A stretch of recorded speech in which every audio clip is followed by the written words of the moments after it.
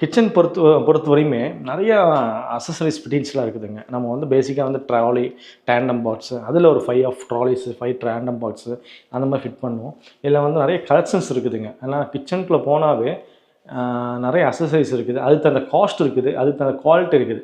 ஏன்னா நல்ல பிராண்டாக போகும்போது கண்டிப்பாக காஸ்ட் இருக்கும். அதுதான் லைஃப் வரும். ஏன்னா கிச்சனில் பண்ணுறது இல்லைங்கன்னா கண்டிப்பாக தண்ணி படும், துரு பிடிக்காமல் இருக்கணும்.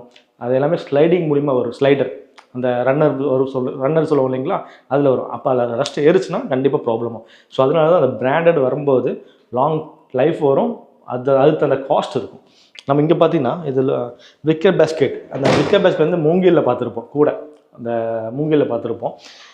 அது ஏன் இங்கே போடலைன்னா, விக்கர் பேஸ்கெட் வந்து ஷோரூமில் ஓகே, வீட்டில் வந்து நம்ம மெயின்டைன் பண்ணுவோம். ஃப்ரிட்ஜில் திங்ஸ் வச்சுருக்கோம், ஃப்ரூட்ஸ் வச்சுருக்கோம், வெஜிடபிள்ஸ் வச்சுருக்கோம். அப்போ நம்ம எடுத்து கட் பண்ண முடியாது, ரொம்ப ஜில்லாக இருக்குது, சில்னஸ் ரொம்ப அதிகமாக இருக்கிறதுனால அப்போ எடுத்து நம்ம போட்டுட்டு ஒரு 15-20 மினிட்ஸ் நம்ம எடுத்து க்ளீன் பண்ணி கட் பண்ணுறதுக்கு அது ஓகே.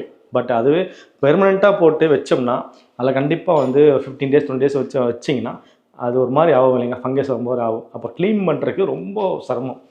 அதுக்கு தான் இந்த மாதிரி ஒரு டேண்டம் பாக்ஸில் இந்த மாதிரி ஜாலி கொடுத்ததுங்க, ஏர் ஹோல்ஸ் கொடுத்துரு. இது வந்து எஸ்எஸ்லாம் மிரர் கோட்டிங் கொடுத்து ஒரு வெண்ட் வர மாதிரி பாருங்கள், ஒரு நம்பர் ஆஃப் 3 விக்கர் பேஸ்கெட் மாதிரி பண்ணியிருக்கோம் பாருங்கள்.